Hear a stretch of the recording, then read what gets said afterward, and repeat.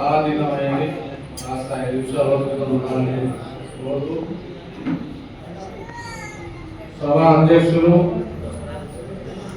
ఈ జిల్లా అధ్యక్షులు శ్రీ చిరువే నరసింహారావు గారికి ముఖ్య అతిథిగా చేసినటువంటి పెద్దలు రాష్ట్ర పద్మశాలి సంఘం ప్రధాన కార్యదర్శి శ్రీ అప్పం శ్రీనివాసరావు గారికి పట్టపల్లి అన్నసత్రం అధ్యక్షులు శ్రీ చిన్న వీరమల్లి గారికి హుజూర్నగర్ నియోజకవర్గ పద్మశాలి సంఘం అధ్యక్షులు శ్రీ గుర్రం మార్కండేయ గారికి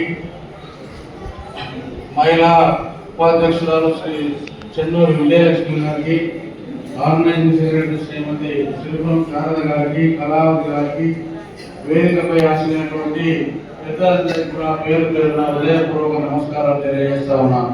చేసిన కులబంధువులందరికీ కూడా హృదయపూర్వక అభినందనలు, శుభాకాంక్షలు. ఈరోజు ఇక్కడ తెలంగాణ చేనేత ఐక్య వేదిక నూతనంగా సూర్యాపేట జిల్లా శాఖని ప్రారంభించబడి ప్రమాణ స్వీకార కార్యక్రమం కూడా అంగరంగ వైభవంగా అతిథుల సమక్షంలో నెరవేర్చుకోవడం జరిగింది. కమిటీ సభ్యులందరికీ కూడా హృదయపూర్వక అభినందనలు తెలియజేస్తా ఉన్నాను.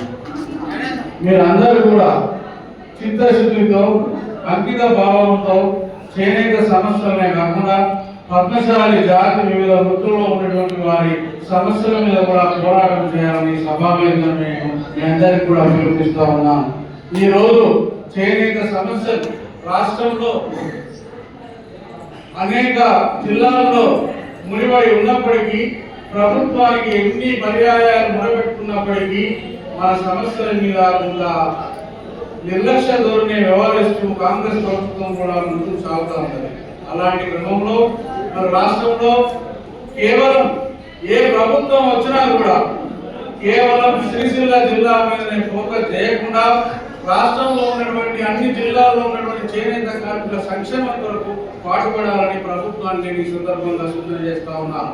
ఎందుకంటే ఈ మధ్య కాలంలోనే మొన్న వారం రోజుల క్రితం ప్రభుత్వం ఒక ప్రకటన విడుదల చేయడం జరిగింది. 3 పథకాలను కొత్తగా మేము అమలు చేయబోతున్నామని.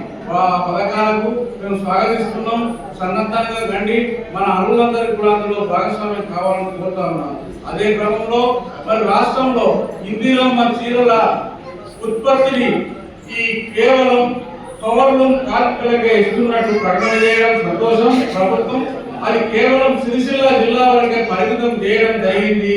4.24 కోట్ల వస్త్రాల ఉత్పత్తికి ప్రభుత్వం ఆర్డర్లు ఇష్యూ చేయడం జరిగింది. కేవలం సిరిసిల్ల జిల్లా వరకే పరిమితం చేయడం ఇది ఆందోళనకర విషయం.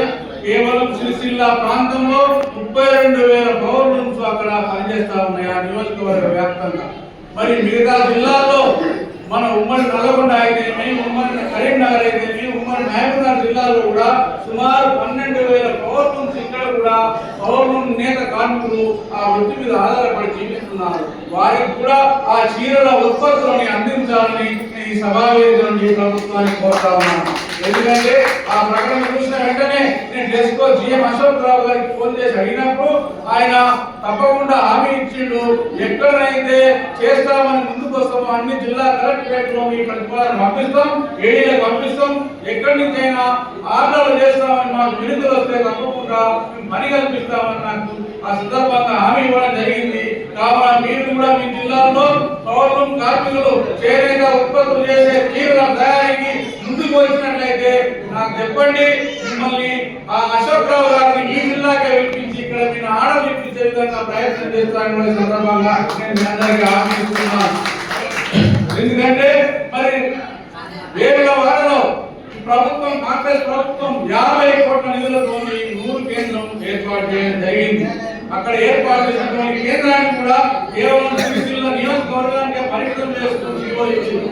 ఆ జీవోను కూడా నేను వ్యతిరేకిస్తూ ఫోన్ చేసినప్పుడు అతను ఏమన్నాడంటే అక్కడ 90% సబ్సిడీ క్రెడిబిలిటీతో అక్కడ ఉన్నటువంటి చేనేత కార్మికులకు ముందు సరఫరా చేస్తున్నారు. 90% అప్పిస్తున్నాము, 10% వస్త్రాలు తయారు తర్వాత దానికి తీసుకుంటా ఉన్నారు. అలాంటి ప్రక్రియని రాష్ట్రంలో ఉన్నటువంటి అన్ని చేనేత కార్మిక కేంద్రాలకు, అన్ని కుటుంబాలకు, అన్ని ప్రాంతాల్లో ఉన్నటువంటి పద్మశాలకు అందజేయాలని సందర్భంగా నేను హామీ చేస్తా ఉన్నాను. ఎందుకంటే ఈ రోజు 100 సబ్సిడీ 40% వస్తుంది. ప్రభుత్వం నుంచి వచ్చే 100 సబ్సిడీ దళారీ వ్యవస్థగా మారి మరి ఈ రోజు దళారీలకు అది పోతుంది. కాబట్టి నిజమైన స్థాయిలో అందరికి అందాలంటే మనం కూడా ప్రభుత్వ పథకాల మీద ఫోకస్ చేయాల్సిన అవసరం ఉంది. దయచేసి 5 నిమిషాలు నిశ్శబ్దంగా ఉండండి. నేను చెప్పే విషయాలు మీరు అందరూ గమనించండి. ఎందుకంటే ఈ రోజు రాష్ట్రంలో మన మీద శీతకన్ను పెట్టిరు, సరిగ్గా నిర్లక్ష్య ధోరణితో వ్యవహరిస్తూ పాలకులు. అలాంటి పాలకులకు కన్ను తెరవాలంటే, మన సత్తా ఏందో చాటాలంటే మనం కూడా ధైర్యంగా మన దాంట్లో ఉన్నటువంటి యువత కూడా ముందుకు రావాల్సినటువంటి అవసరం ఉందని సందర్భంగా మనం చేస్తా ఉన్నాం. మన దాంట్లో ఇప్పుడు అనేక మంది చాలా విశిష్టమైనటువంటి విలువైనటువంటి సందేశాన్ని ఇచ్చారు. గడాల కిషన్ గారు చేనేత సమస్యల మీద ఉపోద్ఘాతంగా చెప్పినటువంటి సమస్యలు, వారి సమస్యలు కూడా సారవంతంగా ఉన్నాయి, అర్థవంతంగా ఉన్నాయి. వారు చెప్పినటువంటి వాటిని కూడా నేను ఏకీభవిస్తాను. అదేవిధంగా గోపాలకృష్ణ గారు ప్రభుత్వ ఉద్యోగంలో ఉండి కూడా చేనేత సమస్యల మీద, ప్రభుత్వాల సమస్యల మీద స్పందించడం వారికి అవగాహన నిదర్శనంగా భావిస్తా ఉన్నాను. అదేవిధంగా యువకుడు ఉన్న వెంకన్న గారు కూడా మరి అనేక సామాజిక అంశాల మీద ఆయన ప్రస్తావన చేయడం జరిగింది. ఆయన చేసినటువంటి ప్రస్తావన విషయాలను కూడా నేను ఏకీభవిస్తున్నాను. ఈ రోజు వాసం లక్ష్మీనారాయణ అనే వ్యక్తి చేస్తున్నటువంటి వీడియోలలో నిజంగా అక్షర సత్యమైనటువంటి అంశాలు అందులో ఉన్నాయి. కాకపోతే అటువంటి అంశాలని మనం కూడా అందరం ముందుకు తీసుకోవాల్సినటువంటి పరిస్థితి ఉంది. చేనేత కార్మికుల ఆత్మహత్యలకు పాల్పడినటువంటి సిరిసిల్ల కేంద్రాన్ని సందర్శించలేదు అనే అపవాదు కొంతమంది ఉన్నప్పటికీ కూడా నేను సిరిసిల్ల పట్టణాన్ని కనీసం 15 సార్లు సందర్శించి ప్రతి కుటుంబాన్ని నేను సందర్శించి రావడం జరిగిందని ఈ సందర్భంగా మనం చెప్తా ఉన్నాను.